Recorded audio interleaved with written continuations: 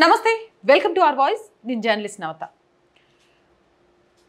దేశంలో కేరళలో ఒక పార్టీనే ఎన్ఫోర్స్మెంట్ డైరెక్టరీ నిందితుల జాబితాలో చేర్చిందట.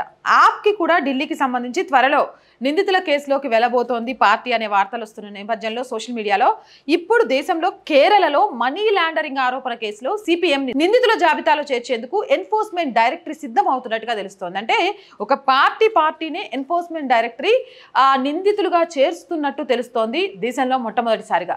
ఇక కేరళలోని త్రిశూర్లో ఉన్న కరువన్నూర్ కోఆపరేటివ్ బ్యాంక్లో నిధులు గోల్మాల్కి సంబంధించిన కేసు మనందరికీ తెలిసిందే. దీని మీద ఈడీ గత సంవత్సరం నుంచి కూడా విచారణ చేస్తోంది. అయితే ఈ బ్యాంకు సిపిఎం ఆధ్వర్యంలో నడిచే బ్యాంకు. స్థానిక సిపిఎం నేతలు 300 కోట్లకు పైగా నిధులను స్వాహా చేశారు అనే ఆరోపణలు ఉన్న నేపథ్యంలో ఈడీ ఈ వ్యవహారంలో ఇలాంటి నిర్ణయం తీసుకోబోతున్నట్టుగా తెలుస్తోంది. ఇది రాష్ట్రాన్నే కుదిపేసిన వ్యవహారం, కేరళ రాష్ట్రాన్నే కుదిపేసింది.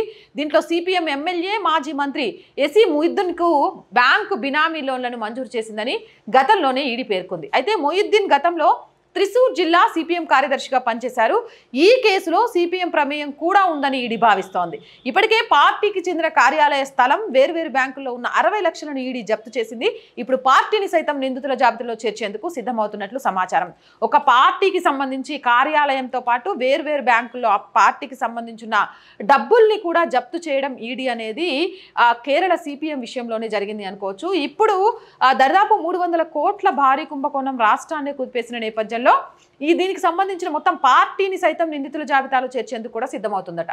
కరువన్నూర్ సర్వీస్ కోఆపరేటివ్ బ్యాంక్ కుంభకోణంలో హవాలా లావాదేవీలపై ఈడీ పూర్తి దర్యాప్తు చేస్తోంది. ఈ నేపథ్యంలోనే సిపిఐ భూమి, బ్యాంకు డిపాజిట్లు జప్తు చేశామని ఈడీ వర్గాలు తెలియజేస్తున్నాయి. అయితే కొద్ది నెలల క్రితం ఢిల్లీ మద్యం వివాదం కేసులో మొదటిసారిగా ఓ రాజకీయ పార్టీ ఆప్ను నిందితుడిగా పేర్కొన్న ఈడీ తాజాగా సిపిఎంని కూడా పేర్కొనబోతున్నట్లు స్పష్టమవుతుంది. అయితే తాము హవాలా లావాదేవీలకు పాల్పడలేదని, తప్పు చేయలేదని సిపిఎం వాదిస్తోంది. సిపిఎం ఆస్తులను హవాలా లావాదేవీల నిరోధక చట్టం పిఎంఎల్ఏ కింద జప్తు చేశామని ఈడీ వర్గాలు చెప్తున్నాయి.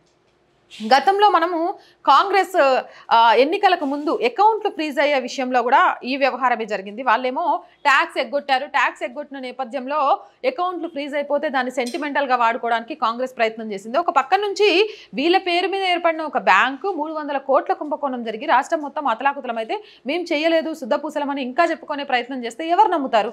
అలాగే త్రిశూల్ జిల్లాలో 10 లక్షల విలువైన భూమి, సిపిఎంకి చెందిన 5గురు గుర్తు తెలియని 63 లక్షల బ్యాంకు డిపాజిట్లను జప్తు చేసినట్లుగా తెలుస్తోంది. ఈ కుంభకోణం మొత్తం కూడా 2021లో కేరళలోని బలమైన సహకార ఉద్యమంలో గర్వించదగిన ఈ బ్యాంకును నియంత్రిస్తున్న రాష్ట్ర సిపిఎంనే కుదిపేసింది.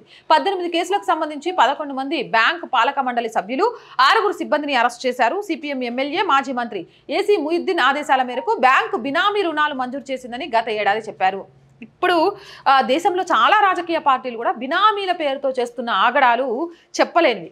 గతంలో తెలంగాణకు సంబంధించిన ఎమ్మెల్యేల విషయంలో కూడా బినామీ పేరుతో పేదవాళ్ళని, వ్యాపారవేత్తల్ని భయభ్రాంతులకు గురి చేసి దండుకున్న విషయాలు అనేకం వెలుగులోకి వచ్చాయి. అక్కడ బ్యాంకు తమ బ్యాంకే కాబట్టి బినామీలకి ఇష్టం వచ్చినంతగా అప్పులు ఇప్పించేసుకున్నాడు. 2023 ఆగస్టులో త్రిశూరులోని మొయిద్దీన్ ఇంటిపై ఈడీ దాడులు చేసింది.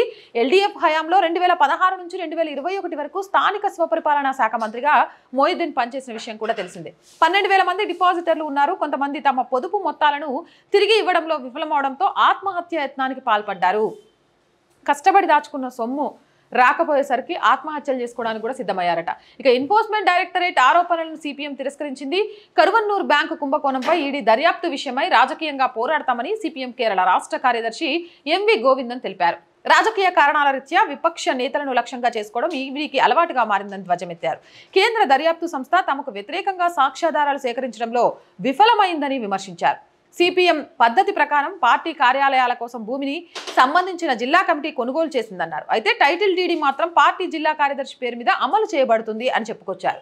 ఇక త్రిశూర్లోని పొరతిస్సేరిలో జప్తు చేసిన భూమి పార్టీ బ్రాంచ్ కమిటీ కార్యాలయం కోసం ఉద్దేశించబడింది. సిపిఎం జిల్లా కార్యదర్శి ఎంఎం వర్గీస్ పేరిట దీన్ని అమలు చేశారు.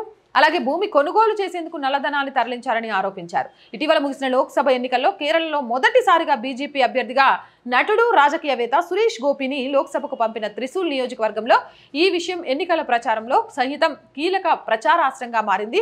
అంతేకాదు గోపిని సెంట్రల్ మినిస్ట్రీలో కూడా తీసుకోవడం మనందరికీ తెలిసిన విషయమే.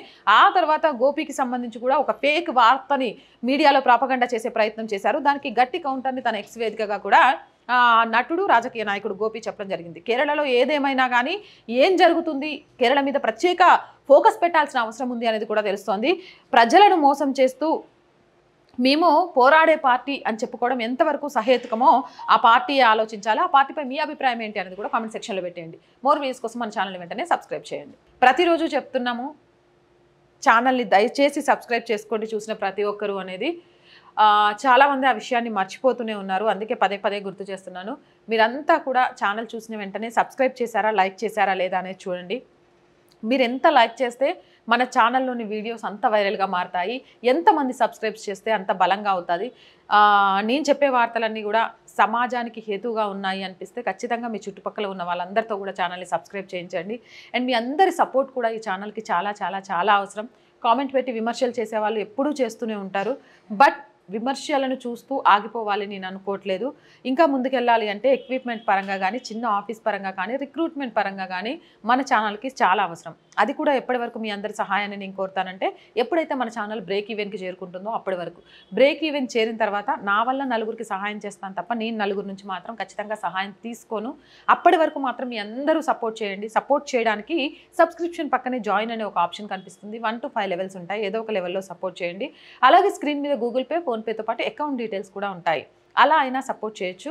అండ్ వ్యాపార ప్రకటనల ద్వారా మన ఛానల్కి సపోర్ట్ చేస్తూ మీ వ్యాపారాన్ని విస్తరించుకోవచ్చు. దానికోసం 8328500576 నెంబర్కి సంప్రదించండి. So please support our channel, subscribe our channel. జై భారత్.